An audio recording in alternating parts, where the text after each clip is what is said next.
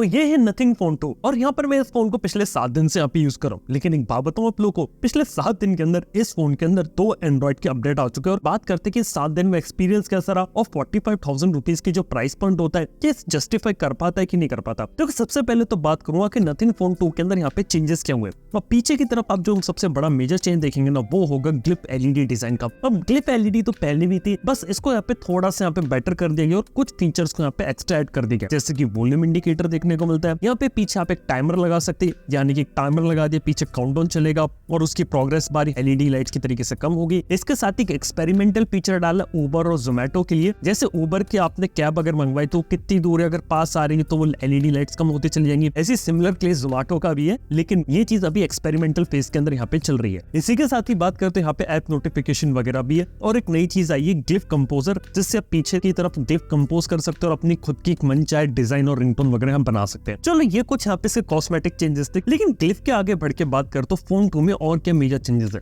यहाँ पे एक और मेजर चेंज के डिस्प्ले के अंदर 6.7 इंच का डिस्प्ले फुल HD प्लस से OLED है और 10 बिट का पैनल है। लेकिन अच्छी बात है कि इस बार ये LTPO पैनल दे रहे हैं और LTPO पैनल की खास बात ये रहती है कि वेरिएबल रिफ्रेश रेट को अचीव कर सकता है। अब देखा तो जब हमने इसे टेस्ट किया तो ये 10 हर्ट्ज पर भी जा रहा था, 120 हर्ट्ज पर भी जा रहा था, लेकिन मोस्ट ऑफ द टाइम जो नथिंग फोन 2 है ना ये 120 हर्ट्ज को सेट करके रखता है। लेकिन एक छोटा सा बग यहाँ पे मैंने नोटिस किया कि ऑलवेज ऑन डिस्प्ले के टाइम पर भी कभी कभी 120 हर्ट्ज के ऊपर जा रहा था। Apart from this display panel की क्वालिटी यहाँ पे काफी अच्छी है, फास्ट है, स्मूथ है। हालांकि कुछ गेम्स के अंदर ये 60 हर्ट्ज भी यहाँ पे चलेगा। और वही बात करें HDR की तो YouTube में HDR को सपोर्ट करता है, लेकिन Netflix में हमने चेक किया तो HDR का सपोर्ट नहीं था। उम्मीद करते कि OTA से लोग HDR इनेबल कर दे। बात करें अगर परफॉर्मेंस की तो डेफिनेटली Snapdragon 8 Plus Gen 1 लाया, जो पिछले बार के 778G Plus से बहुत बड़ा इंप्रूवमेंट है। और 8GB की LPDDR5 रैम और 128GB की UFS 3.1 स्टोरेज देखने को मिलती है। बजट वर्जन में इसके बाद 12/256 और फिर आपको 512GB वाला वर्जन भी है। ओवरऑल UI वगैरह देखा है तो बहुत अच्छे तरीके से चलता है। अगर आप इसके अंदर कोई भी टास्क कर रहे, कोई भी सोशल मीडिया आप चला रहे, कोई भी फोटो वगैरह एडिट कर रहे हैं तो बहुत अच्छे तरीके से होता है। UI के अंदर एनिमेशन के अंदर आपको फ्लूइडिटी देखने को मिलती है। इसके साथ ही बात करें इसके अंदर 5G कैपेबिलिटीज की तो यहाँ पे 5G की स्पीड्स भी अच्छी थी। 5G प्लस को सपोर्ट करता है कैरियर एग्रीगेशन के साथ और हाँ VONR का सपोर्ट आपको देखने को मिल रहा है। यहाँ पे नथिंग OS के बारे में बात करें तो इस पर नथिंग OS 2.0 और ये भी Android 13 बेस्ड है। देखो इस बार क्या किया कि Android 13 को लिया, लेकिन नथिंग OS 1 के अंदर क्या था कि स्टॉक Android के अंदर कुछ फीचर उन्होंने डाले थे, लेकिन नथिंग OS 2.0 में इसी चीज को और ज्यादा इंप्रूव करने की कोशिश की गई है। जैसे की बात करें नथिंग OS 2 के अंदर आपको पूरी का पूरा थीमिंग देखने को मिलती है,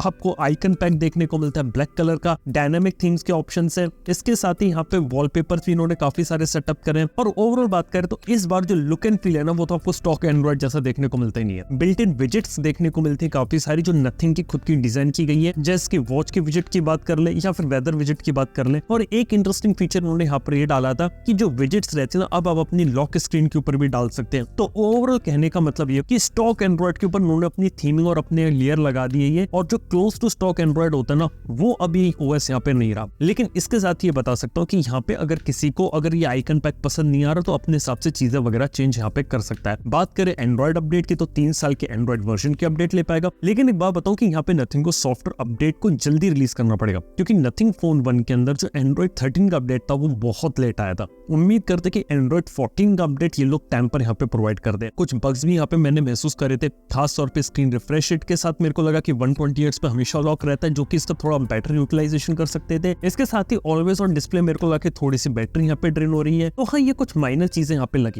रहा है कि अभी भी थोड़ी सी पॉलिशिंग की यहाँ पे जरूरत है नथिंग OS को। हालांकि 2 सॉफ्टवेयर अपडेट में कुछ चीजें फिक्स करी है, लेकिन अभी भी कुछ चीजें और ये लोग फिक्स कर सकते हैं। इसके साथ ही बात करें कैमरास की तो 50 मेगापिक्सल का मेन कैमरा है, Sony IMX890 सेंसर है, OIS के साथ आता है और 50 मेगापिक्सल का अल्ट्रा वाइड एंगल लेंस है सैमसंग के JN1 सेंसर के साथ। इस बार 4K 60 FPS में वीडियो रिकॉर्ड कर सकते हैं। देखो ओवरऑल बात करें तो इमेजेस की क्वालिटी काफी सही है। 50 MP से मेन कैमरा से अगर आपको फोटोग्राफ लेनी है डे लाइट में, लाइटिंग कंडीशन अच्छी, बहुत अच्छी फोटोग्राफ्स यहाँ पे आप ले सकते हैं। जो कलर टोन रहती है ना वो हल्की से ओवर सैचुरेटेड देखने को मिलती है। पहली नजर में जब इसकी फोटोग्राफ मैंने देखी तो मेरे को ऐसा लगा कि कहीं मैं सैमसंग का फोन तो यूज नहीं कर रहा, क्योंकि कलर साइज बिल्कुल सैमसंग के फोन जैसी लग रही थी। इसके साथ ही यहाँ पे आपको जो नथिंग के वॉलपेपर में जो ग्लास इफेक्ट आता है ना वो भी यहाँ पर डाल कर दिया और अल्ट्रा वाइड एंगल ऐसी क्वालिटी सही है और पोर्ट्रेट इमेजेस में भी अपडेट होने के बाद इंप्रूवमेंट है। लेकिन कमी जो मेरे को लगी ना यहाँ पे वो थी लो लाइट फोटोग्राफी में। लो लाइट में अल्ट्रा वाइड वाइड ले ले या फिर नाइट मोड के अंदर नॉर्मल कैमरा से फोटोग्राफ ले ले,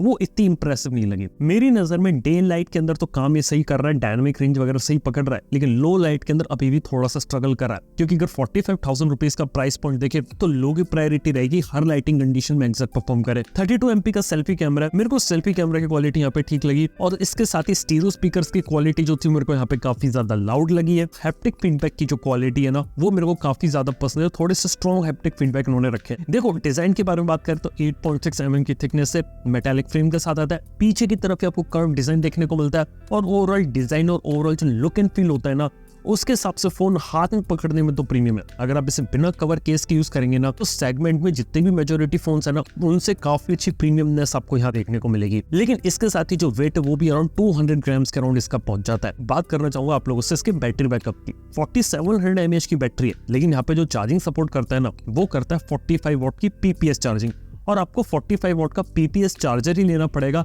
तब ये 45 वॉट की मैक्सिमम चार्जिंग को सपोर्ट कर पाएगा। यहाँ पे देखा तो चार्जिंग के लिए अगर आप यहाँ पे नथिंग का चार्जर लेते तो वो कंपैटिबल होगा, और PPS चार्जर यहाँ पे आपको सैमसंग का भी देखने को मिलता है, तो वो आप ट्राई कर सकते हैं। इसके साथ ही 15 वॉट की ची इनेबल्ड वायरलेस चार्जिंग है, और 5 वॉट की रिवर्स वायरलेस चार्जिंग है। ऊपर से 47 mAh की जो बैटरी है ना, ये बैटरी बैकअप बहुत अच्छा देती है। ओवरऑल बात करो तो फोन यहाँ पर कैसा है, देखो डिजाइन अच्छा है, ग्लिफ यूआई थोड़ा सा यूनिक लगता है, लेकिन हाँ बाद में चल के थोड़ा सा गिमिकी यहाँ पे लगने लगता है, इतना ज्यादा यूजफुल मेरे को लगा नहीं। एमोलेड डिस्प्ले मेरे को काफी पसंद आया, इसका बेजल का साइज यहाँ पे कम था, और कलर्स काफी अच्छे थे। एक जो चीज जो मेरे को इसकी बहुत ज्यादा पसंद है वो था इसका कि फोन के अंदर को बैटरी बैकअप अच्छा मिल रहा है, स्टीरियो स्पीकर्स की क्वालिटी अच्छी है, प्लस हैप्टिक फीडबैक अच्छा है, और यूआई भी मेरे को थोड़ा सा जो नया टेक इन्होंने यहाँ पर लिया ना, वो मुझे यहाँ पे काफी ज्यादा पसंद आए। इसके साथ ही डे लाइट के अंदर फोटोज आप अच्छी तरीके से यहाँ पे ले सकते हैं। प्रॉब्लम मेरे को क्या लगती है कि पहली चीज तो यार डब्बे में चार्जर नहीं है। अगर फोन खरीदने वाले 45,000 रुपीज का बेस मॉडल भी, तो उसके बाद आपको एक्स्ट्रा पैसा खर्चा करके एक 45 वॉट का चार्जर लेना पड़ेगा, नहीं तो आपको 30 फास्ट चार्जिंग की स्पीड देखने को मिलेगी। तो लो लाइट के अंदर इमेजेस की परफॉर्मेंस थोड़ी और इंप्रूव हो सकती है, और जो यूआई के अंदर जो माइनर बग्स होते हैं ना,